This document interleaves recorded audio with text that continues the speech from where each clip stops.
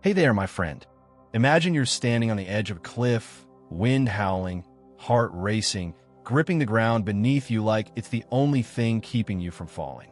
You've been running this race, pouring every ounce of your soul into it, believing that if you just push harder, fight longer, you'll get to where you're meant to be. But your legs are shaking, your breath is short, and deep down, you're wondering if you've been running in circles.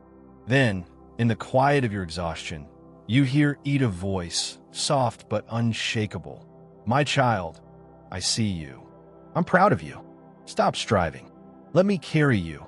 But here's the raw, unfiltered truth. God can't lift a heart that's still wrestling for control. Surrender isn't giving It's stepping into a divine rhythm, a current that's been flowing toward your purpose all along. Every moment of your life, every tear, every triumph, every time you chose love over bitterness, it's not random.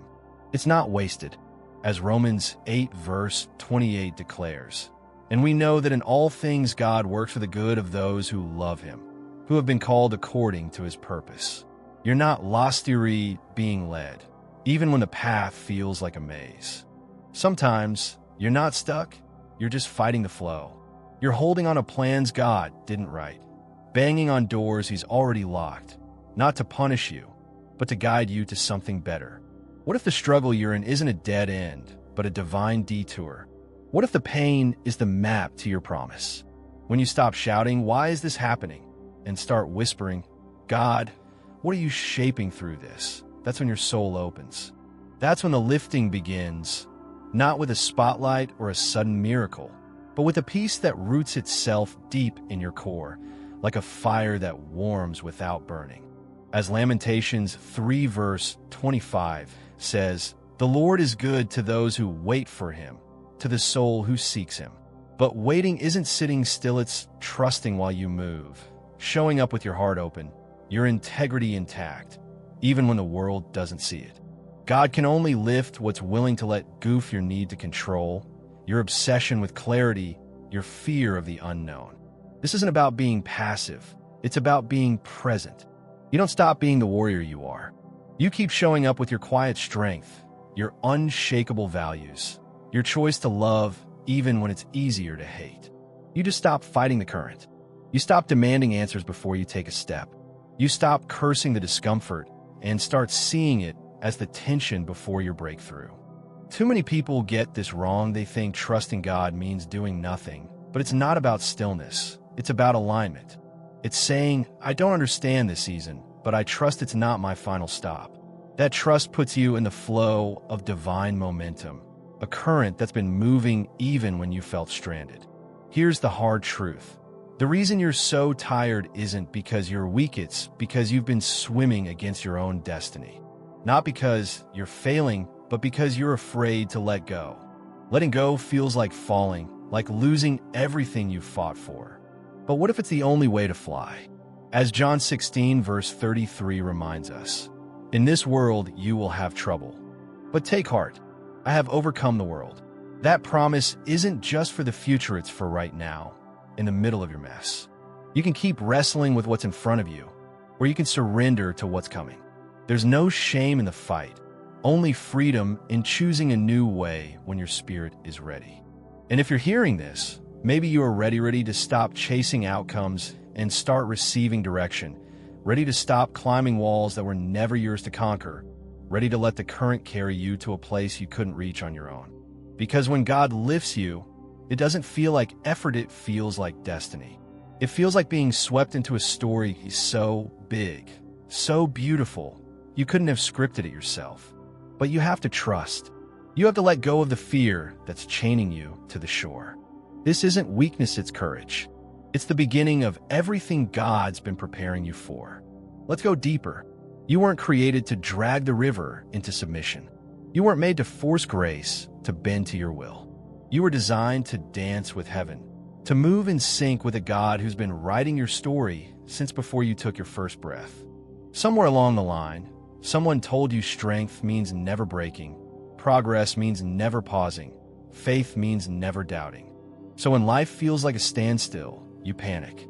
You grip tighter, hustle harder, Try to outrun a season that was never meant to be a curse, it was always meant to be a chrysalis. As Habakkuk 2 verse 3 says, "For the revelation awaits an appointed time. It speaks of the end and will not prove false. Though it linger, wait for it. It will certainly come."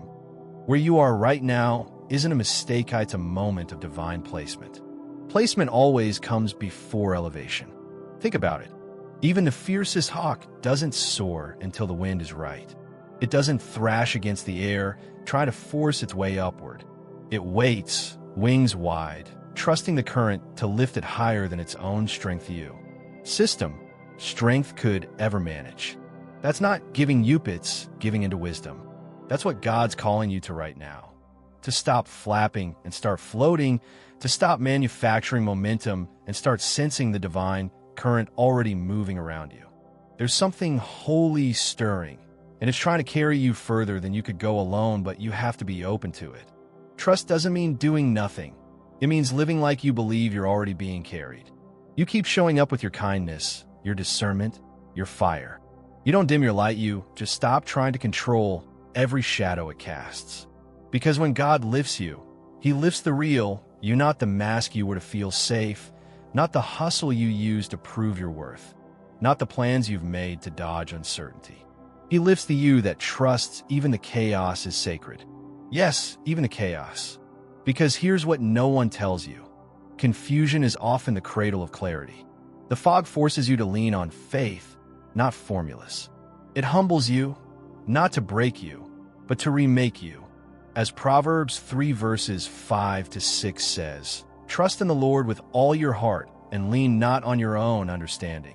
In all your ways submit to Him, and He will make your paths straight."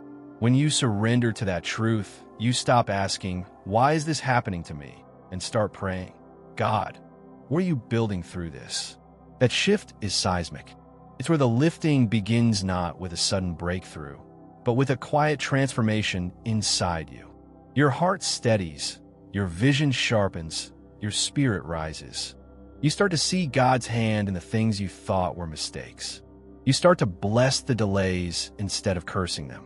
And before you know it, you're soaring not because you fought harder, but because you trusted deeper. Here's the part that'll take your breath away. When you stop fighting for the path you thought was yours, God reveals the one that was always meant for you. Not through force, not through begging, but through alignment. The current of blessing never stopped flowing. You just stepped out of it for a while, trying to protect yourself, trying to prove your worth, trying to feel safe, in control. But now you're stepping back in, back to trust, back to that still, small voice that says, "Let go. I've got you." Let go of how you thought it should look. Let go of who you thought should be there. Let go of the timelines you set for God.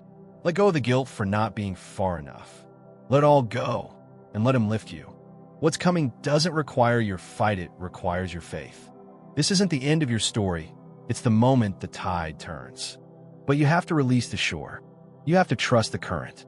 God doesn't need you to be perfect. He just needs you to be present, to float, to let the river carry you past your fears and into His promises. As Deuteronomy 31 verse 8 assures us, "The Lord Himself goes before you and will be with you. He will never leave you nor forsake you." You're not late. You're not lost. You're being lifted quietly, steadily, gloriously toward a future you couldn't imagine. So stop swimming upstream. The blessing is in the flow. Let go and rise. Thank you for taking this journey with me, my friend. If this spoke to your heart, hit that like button, share it with someone who needs to hear it, and subscribe to keep diving deeper with us. Now let's stir things up in the comments. Is surrender just a fancy excuse for giving up, or is it the ultimate act of courage? Are you holding on to control because you don't trust God's plan to be as big as your dreams? What's the one thing you're scared to release, and what could happen if you finally let it go? Drop your thoughts below, and let's get this conversation blazing. See you in the comments, and keep trusting the flow. Keep trusting.